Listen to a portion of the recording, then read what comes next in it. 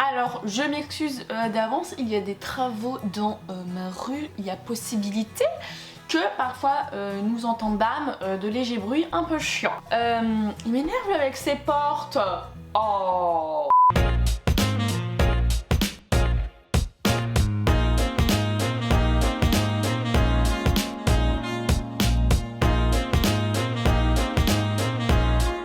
Hello tout le monde, je suis ravie de vous retrouver aujourd'hui sur ma chaîne YouTube.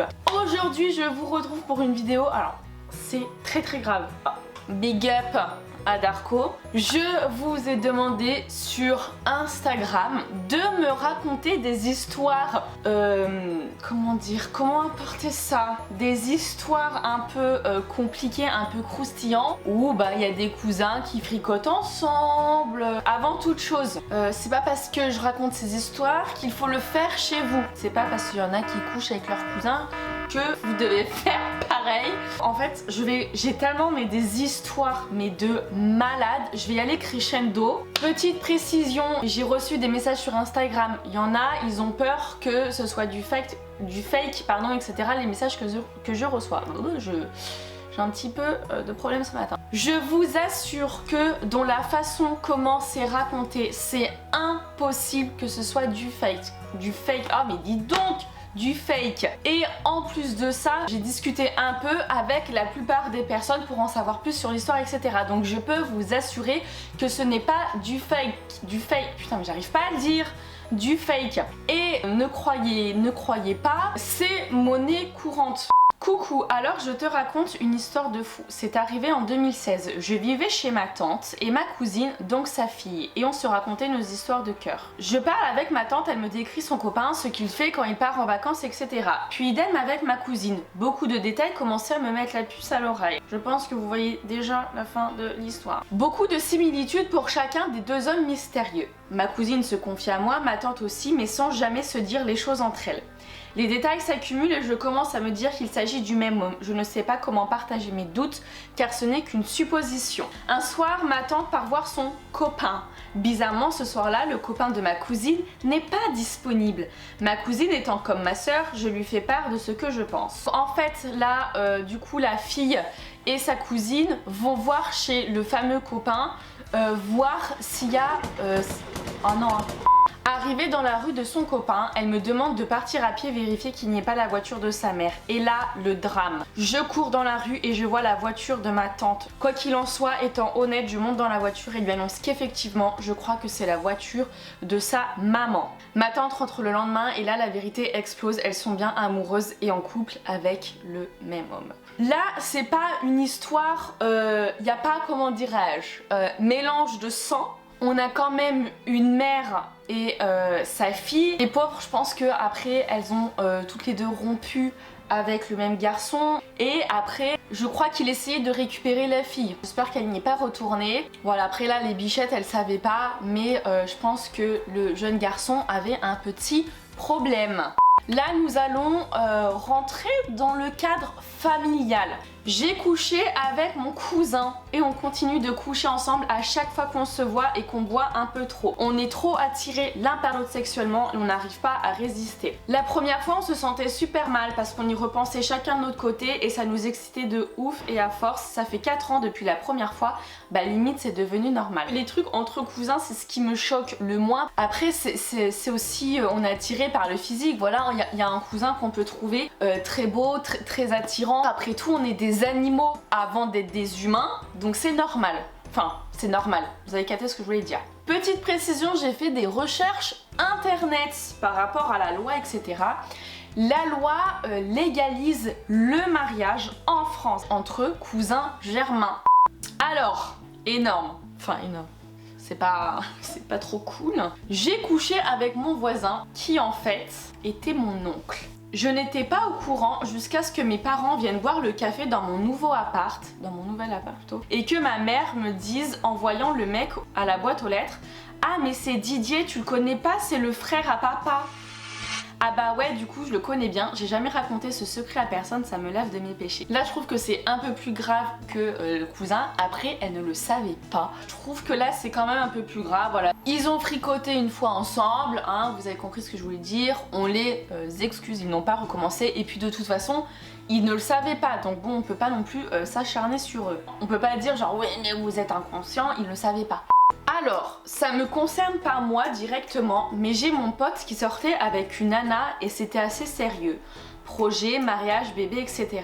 Et du jour au lendemain, elle est partie pour aller avec son père et depuis, ils ont fait un gosse. En bref, ce qui à la base aurait dû être son fils s'avère être son demi-frère. Là, pareil, il n'y a pas de lien de sang, c'est la fille qui part avec le père au final et genre je me dis genre il n'y a pas de lien de sang mais genre comment tu peux faire ça à ton enfant? Je sais pas s'il a gardé contact avec son père mais je pense qu'en réunion de famille ça doit être un peu tendu et au final il s'avère en fait, je viens de capter là, je suis très nulle généalogiquement,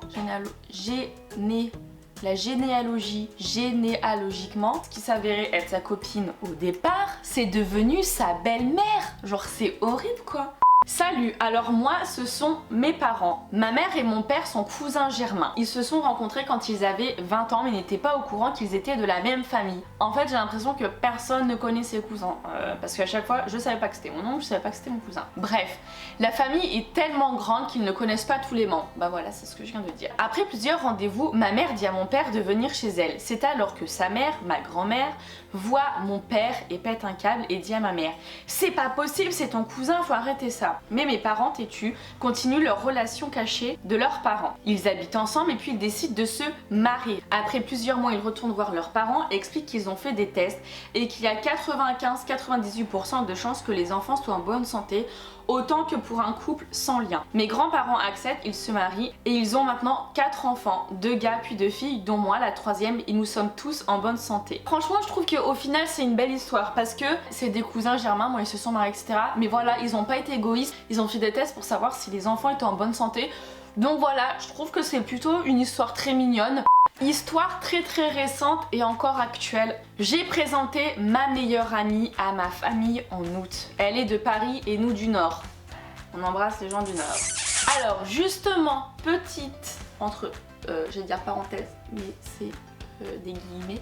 J'ai regardé sur internet, il n'y a aucun sondage qui montre que les gens du Nord pratiquent entre guillemets plus l'inceste en famille. On dit toujours les gens du Nord. Il y a 0 étude qui prouve ceci. Je reprends. Elle est revenue plusieurs fois chez moi pour mon anniversaire et celui de mon petit frère. Il s'avère qu'il y a eu un petit rapprochement entre elle et mon père. Je l'ai appris en novembre. Réaction normale de ma part. J'ai coupé les ponts avec elle et en ai voulu à mon père. Sachant que cela faisait 6 ans qu'on était amis. Mon père et elle ne comprennent pas le mal qu'ils font. Retournement de situation. Mon petit frère commençait à être amoureux d'elle. Et il s'avère qu'ils ne se sont pas arrêtés là puisque mon papa a invité ma meilleure amie à revenir dans le Nord du 26 décembre au 3 janvier. Ils se sont exhibés devant mes grands-parents. Toute ma famille, donc évidemment ça crée de grosses tensions. Franchement je comprends totalement que t'aies coupé les ponts avec ton père et ta meilleure amie. Enfin franchement je peux comprendre aussi que quand t'as ce sentiment d'amoureux, les papillons dans le ventre, que t'aies envie de vivre ta vie. Moi aussi faut pas être égoïste, en général ça a beaucoup d'impact sur son entourage. Je pense qu'en fait ils ont détruit carrément une famille quoi. Sa meilleure amie est devenue sa belle-mère. Ils voient pas le mal qu'ils font. Parce qu'en fait je pense que ces gens sont vraiment dans une bulle mais totale. Cette jeune fille qui m'a écrit doit être vraiment très mal. Ma meilleure pote est tombée amoureuse. Oui je vais faire elle parce qu'il n'y a pas de lien de sang. Ma meilleure pote est tombée amoureuse du mari de sa maman de substitution. Elle a des problèmes de famille sérieux, du coup elle est recueillie par un couple qu'elle apprécie beaucoup. Elle fricotait, donc elle avec son papa de cœur et ils ont fini par emménager ensemble. Il a divorcé de sa femme, ma pote a 23 ans, il en a 57. Elle est donc passée de fille à maîtresse, puis à femme parce qu'ils se sont fiancés. Il n'y a pas de lien de sang mais bon, c'est spécial quoi.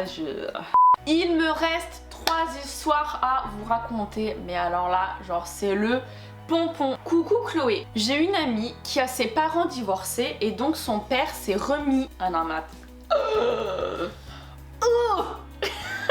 Et donc son père s'est remis en couple avec sa nièce, c'est-à-dire la cousine de ma pote, donc la fille du frère du père. C'est un beans de généalogie. Par contre, le père de ma pote a 50 ans et plus. Il y a un an, devinez ce qu'ils ont fait.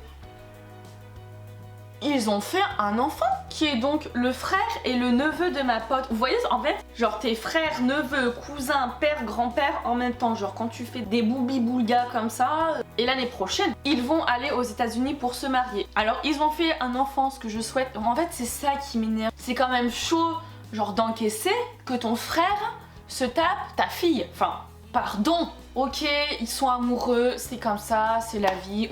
On contrôle pas les sentiments après tout ça, je tiens à le dire, on fait pas exprès. Mais je pense que quand on voit un truc comme ça arriver, on peut certainement un peu le contrôler en se remettant en question, en pensant un peu à la famille. Et ils ont fait un ensemble, voilà, un enfant. Moi, c'est ça qui me gêne, sachant qu'on sait très bien qu'il peut avoir des problèmes. C'est horrible, y a pas à dire. C'est une fille qui m'a écrit. Ma sœur m'a fait des avances. Elle voulait sortir avec moi.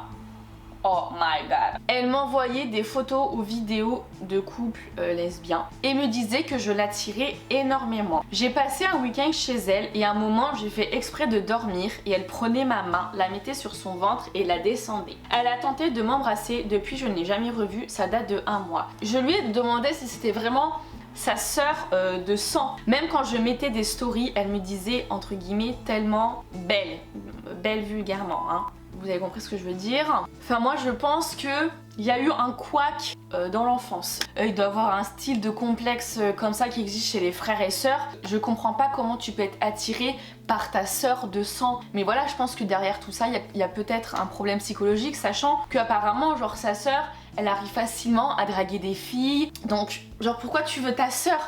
Et enfin, j'ai fait la rencontre d'un garçon. Il est candoliste. Alors, je ne connaissais pas du tout ce terme. Il aime donc voir sa compagne avec d'autres partenaires que lui. Depuis tout jeune, enfin genre c'est 17 ans, il couche avec sa mère. Oh non!